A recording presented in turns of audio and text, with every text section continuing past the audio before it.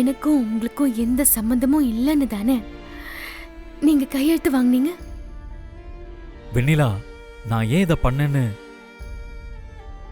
வேண்டாம் வருண், நீங்க எந்த விளக்கமும் கொடுக்க வேண்டாம்.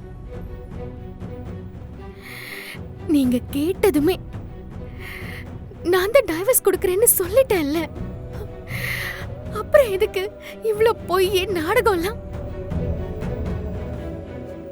நீங்க நேரா என்கிட்ட உண்மைய சொல்லியே கையெழுத்து வாங்கிருக்கலாமே. நான் உங்களை ஏமாத்திடுவேன்னு நினைச்சுதான் இப்படி தெரியாம கையெழுத்து வாங்குனீங்களா? இதுக்கு மேல நான் என்ன பண்ணா நீங்க என்ன நம்புவீங்கன்னு எனக்கு தெரியல வருண். என் மனசுக்கு ரொம்ப கஷ்டமா இருக்கு வருண்.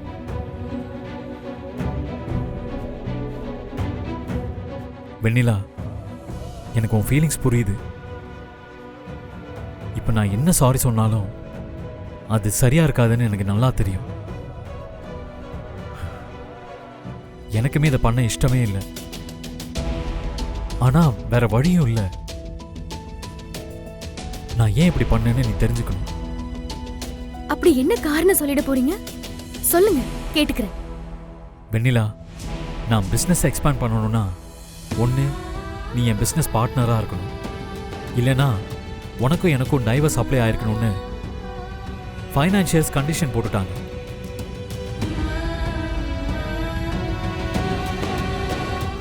அப்பவும் என்னால் முடியாதுன்னு நான் சொன்னேன். அவங்க ரொம்ப ஃபோர்ஸ் பண்ணாங்க. எனக்கு உடனே டிவோர்ஸ் வேணும், நீ கையெழுத்து போடுன்னு கேட்க எனக்கு ரொம்ப கஷ்டமாக இருந்துச்சு. நீயும் ஃபீல் பண்ணுவேன்னு எனக்கு தெரியும். நீ ஹர்ட் ஆகிடக்கூடாதுன்னு தோணுச்சு. அதனால தான் நான் உனக்கு தெரியாமலே இதை பண்ணணும்னு நினச்சேன். ஆனால் இப்போ தெரிஞ்சிடுச்சு. இங்க பாரு, எப்படியும் என்னைக்கோ ஒரு நாள் நம்ம பிரியதானே போகிறோம். இதெல்லாம் நடக்கதானே போகுது. அது இன்னைக்கு நடந்துருச்சேன்னு நினச்சிக்கோ. இந்த விஷயத்தில் நான் உன்னையும் நீ பண்ண ப்ராமிஸையும் நம்புறேன். நீ எனக்காக என்ன வேணாலும் செய்வேன்னு எனக்கு தெரியும் வெண்ணிலா.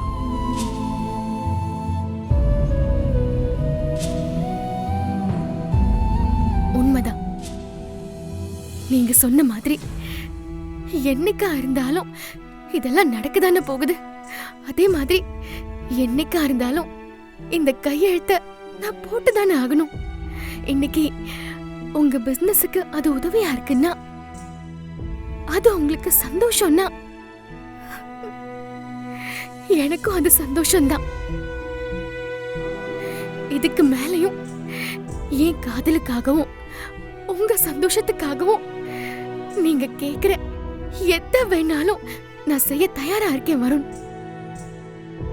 ஆனா எதுவா இருந்தாலும் இனிமேலாவது மறக்காம என்கிட்ட சொல்லுங்க.